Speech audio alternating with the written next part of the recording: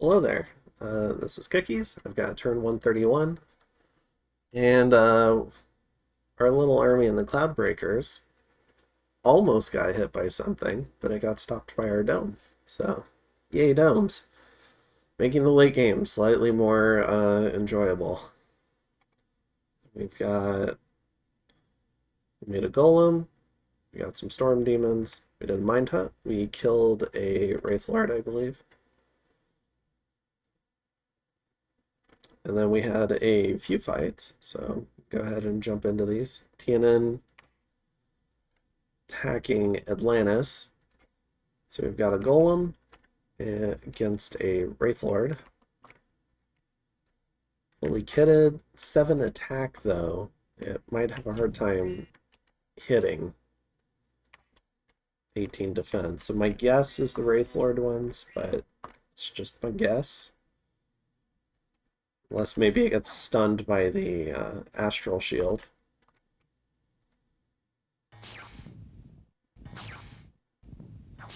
Or Lightning. Oof. Alright.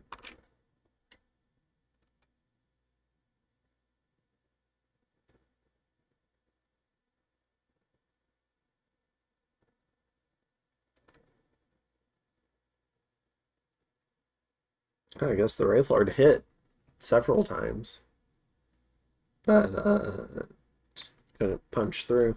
Okay. So we did that. So definitely wrong on that. Golem wins. We also renamed our assassin to Vanheim on a horse.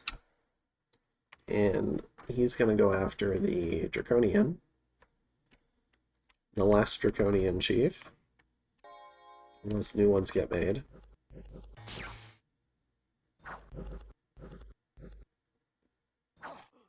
Alright.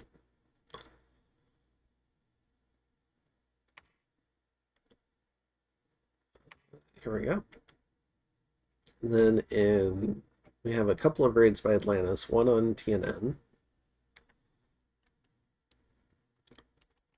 We have Batux with a flambeau. Pretty cool weapon, armor piercing ×3 to undead and demons. And a tart.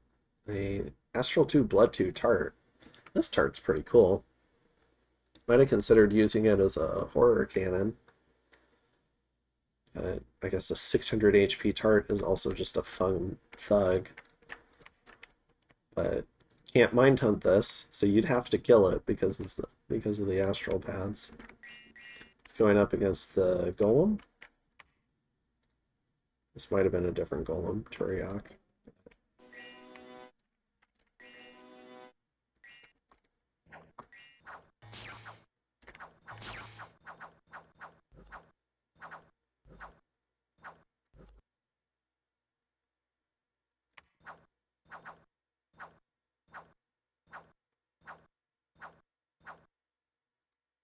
Oof. Got a little fatigued out there, but ended up winning. Took a couple of hits, yeah, but no afflictions. So they take down the golem. So I was in Brightgate, and then in Hobergdorf, we get raided. I think that's what makes this game so much fun. There's just lots of super combatants running around because armies, nobody can afford armies. Although with all those growth scales, that might be a thing fairly soon here. Alright. Then in Star Peaks,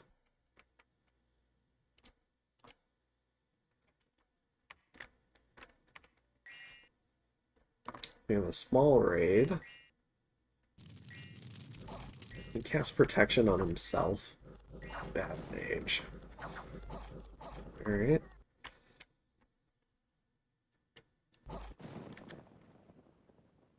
So our little raid gets killed. Is that right here? Then in the Embracer, we have a double battle. So TNN attacks Atlantis, and then Atlantis attacks TNN there.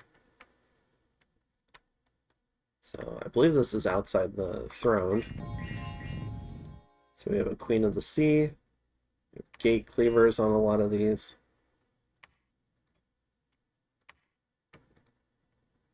Let's see, Zimi, this guy.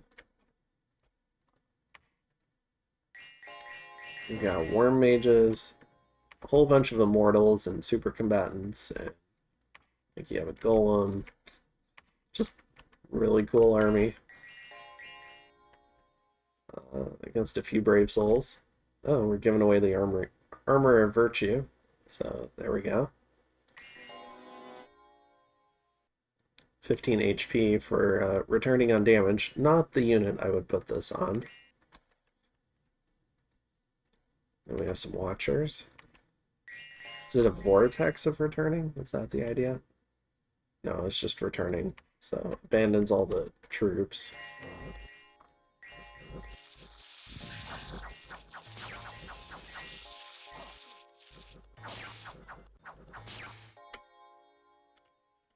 Alright. Oh, I guess it does get sent home. So I guess it's one way to get the armor home. And then Atlantis also attacks, into the fort. Okay, so TNN tried to break the siege. Now Atlantis is just rolling on in. So they get their throne back. We have a bunch of unrest, a little bit of dominion. There's an upcoming arena battle that I probably will not participate in. I think I meant to, but I consistently forget about these things because I like to do them at the end of my turn, and then I just get excited that I'm done with the turn and forget. So, and we made the mistake of moving one of our little scouts here, one of the imps, and it just came in and died. So, unfortunate. Alright, so kind of checking this out. This is where we got raided by the Wraith Lord. Clearly we're going to mind hunt that. Atlantis is taking over that. So some of the progress is undone. I don't know what we're doing. It's just so, I don't know. I think I was pretty busy the last couple of weeks, and so my turns kind of became pretty low effort. And I also made the mistake of joining a new game as well. I was so excited that I only had one game to concentrate on, and then I got sucked into another game. So, but we went ahead and I guess we're going to start getting some Wraith Lords here, just to kind of help with the counter raiding. Also doing, the Mind Hunt, we talked about that. Getting a Golem, another Soul Contract, continuing to just kind of feed that engine. So we've got 2 of them here now. We've got a 3rd one on the way. We're making a 4th one. So just building that up. Combined with the site, when this 4th one is done, that means we're getting 5 devils a turn, which is pretty good. If we get up to 7 or 8, that's getting close to the devil portion of the 50 Blood Slave spell. But we're getting that every turn for free, which is pretty nice. And so far it seems to be holding up. No horror marks. Also doing another carry-in reanimation at 214. Yep. We've got 105 corpses.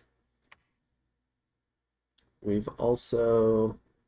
Oh, maybe I didn't save my turn at the end, but we've moved some mages down here, and now we're doing a Forest Dome, Frost Dome, Dome of Solid Air, just doming this province up.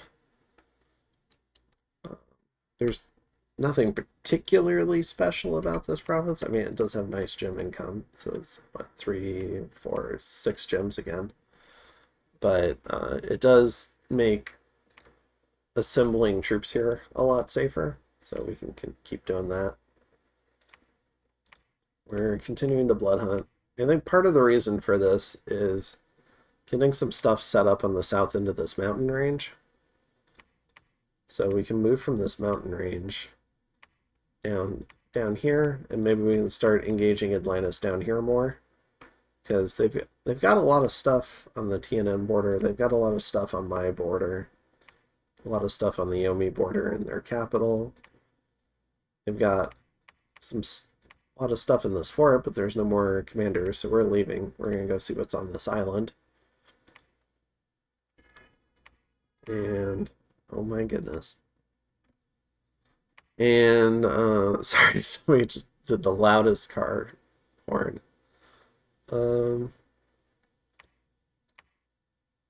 Yeah, I think that's it.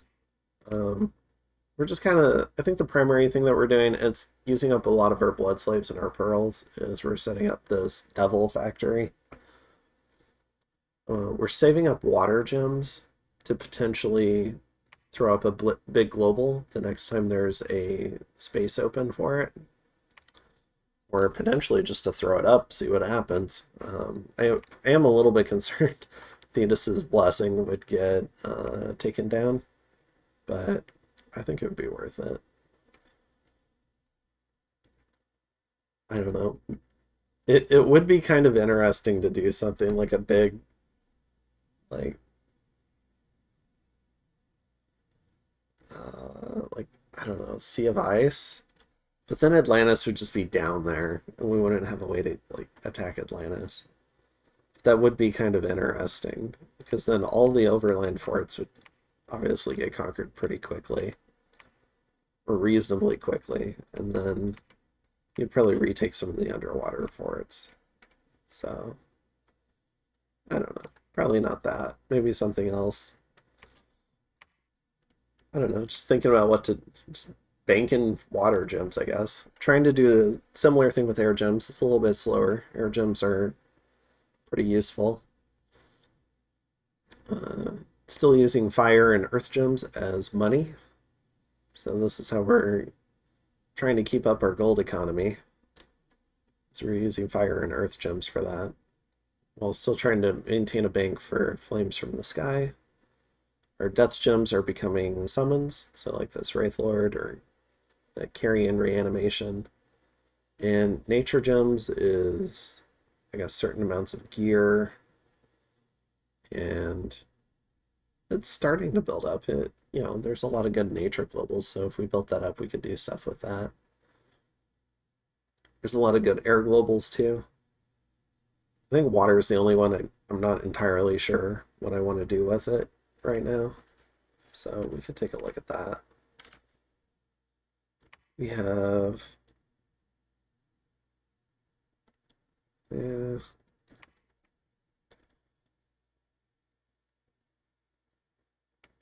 No, because I don't want to hurt friendly players. I don't want it to be a toxic global.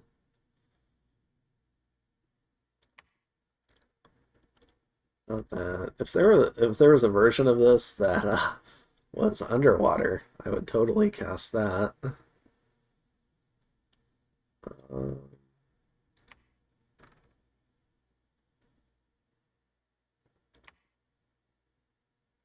I don't know, I could do something stupid like an ancient presence. That could be kind of fun. Could just get more mages, more trolls. Trolls have a gold upkeep though. Naiad warriors could get super combatanted, so I'd have to be careful about how I use them.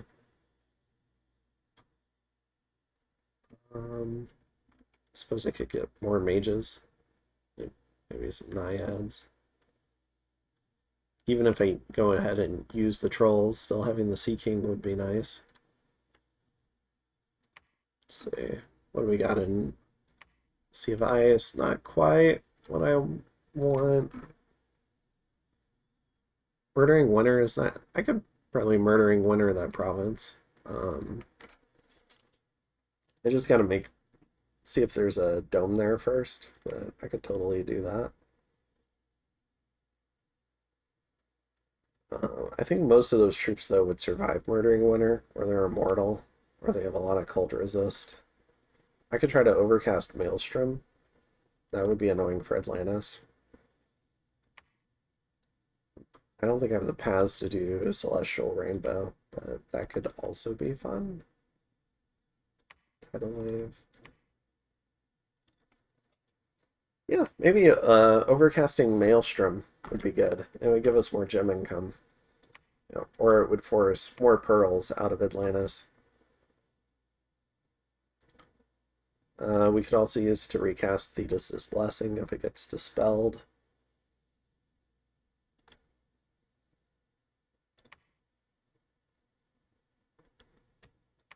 Yeah, I think that's it.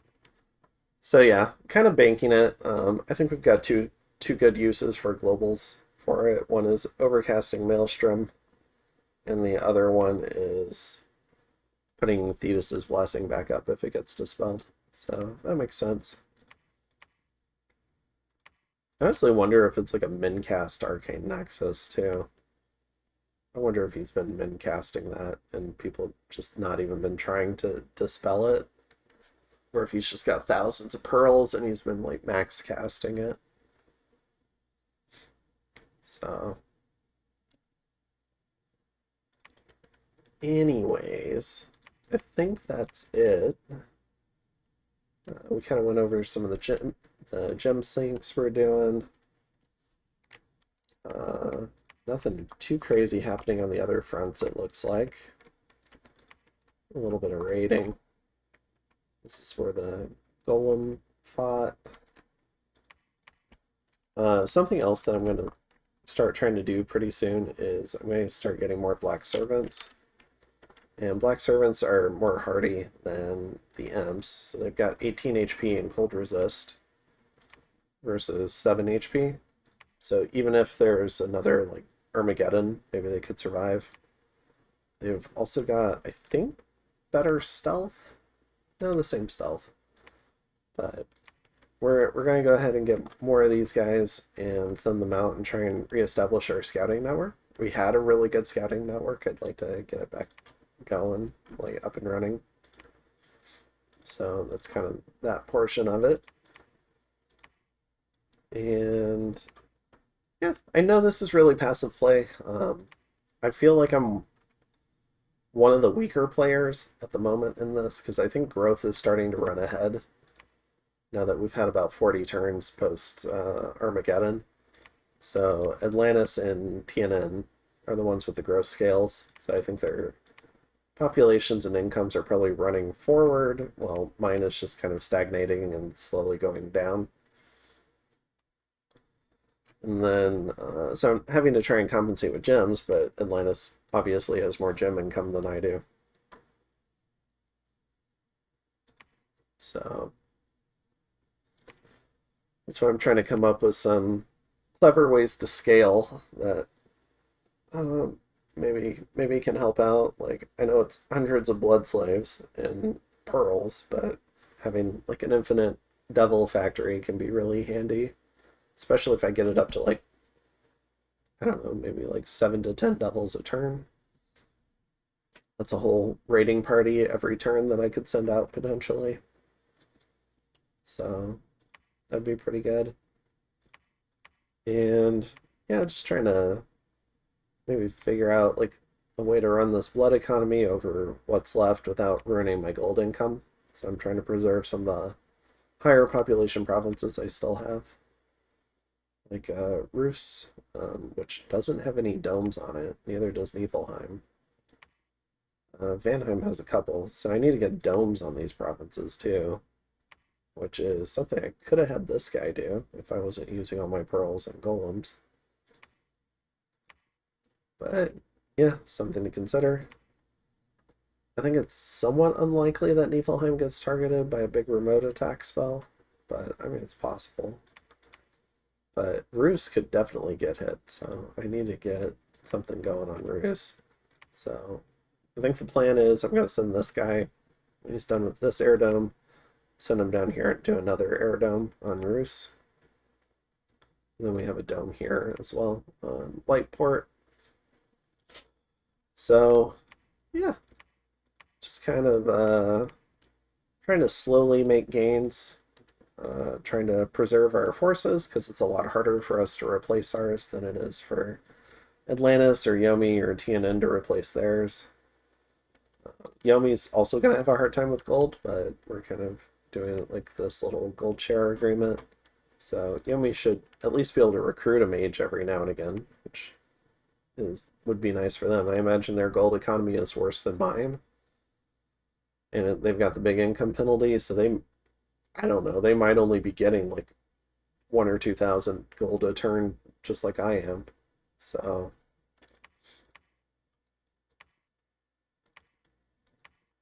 yeah, I'm not sure if they have growth scales. It looks like they might.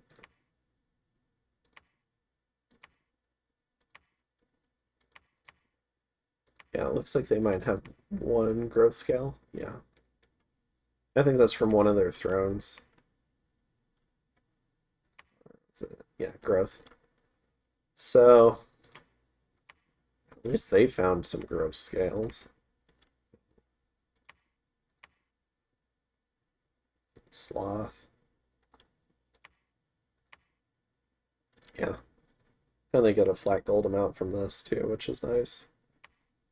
So, everyone's gaining population except the Blood Nation. Feels bad. I don't know, maybe I can do some province swaps, but it's gonna be hard to get stuff like that out of TNN.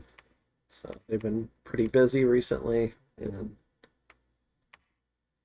I don't know, maybe they won't want to give me access to more blood slaves. It could be another thing too. So, all right.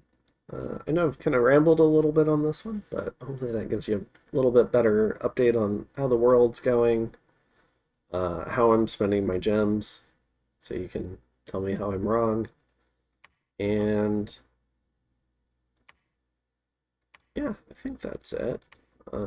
We'll see if we can mind hunt this guy. I'm feeling reasonably confident because he does have the amulet of anti-magic on him. So, alrighty, and I'll see you in turn 132.